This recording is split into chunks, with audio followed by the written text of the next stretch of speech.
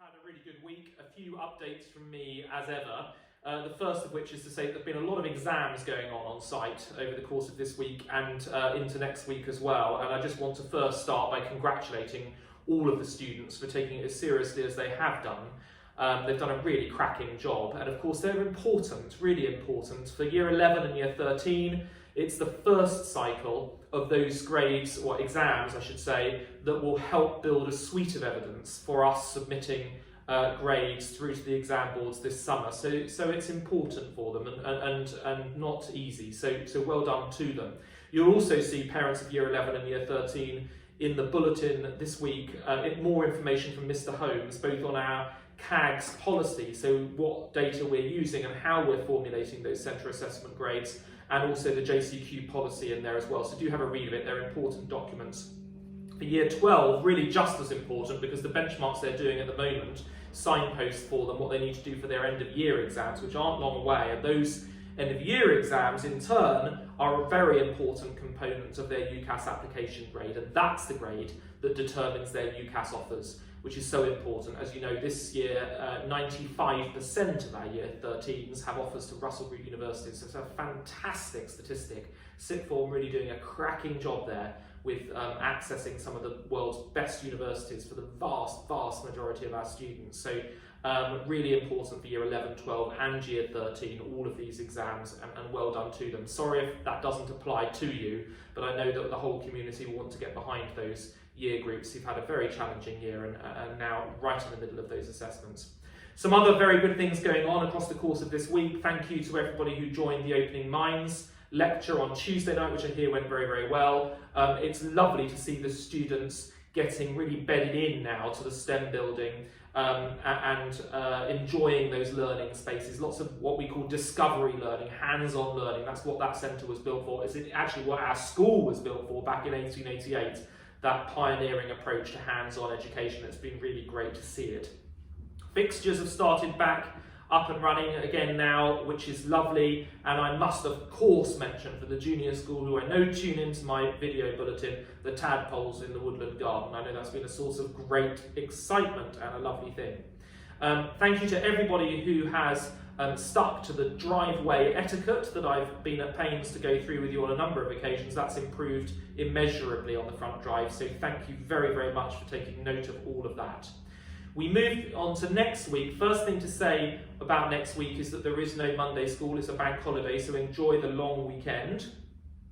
But then from Tuesday to Friday, as ever, lots going on. So just a few things to point out. Year 10 and Year 11, there's quite a lot of work going on next week with external experts coming onto site to run workshops and talks on the subject of misogyny. So a really important set of workshops and talks there, and they will also be looking at how to foster positive male identities.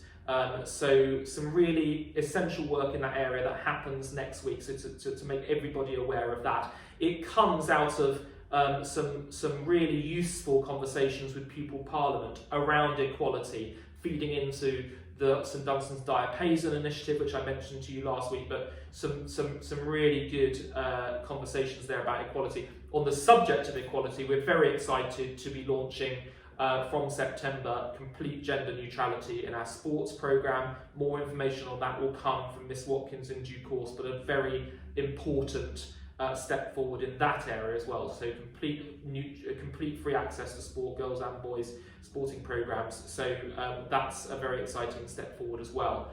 And also on the subject of equality, Miss McClellan has posted a number of links to support organisations on Firefly for students who might usefully want to see those. So be aware that there are links up on Firefly supporting our whole drive on equality in all sorts of different areas across the organisation.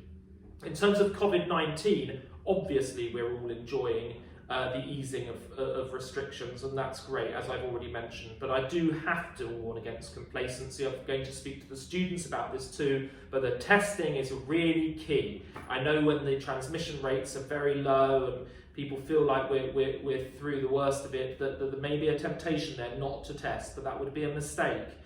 we must ensure that we're guarded against complacency. We really don't need to look very far, do we, before we see those absolutely tragic scenes in the likes of India in particular, but also in Brazil and many other countries, and of course our thoughts are with them for that awful situation that is out there. But we here at St Dunstan's, we must guard against any complacency and make sure that we, of course, continue to enjoy the easing of restrictions, but that becomes a permanent journey for us.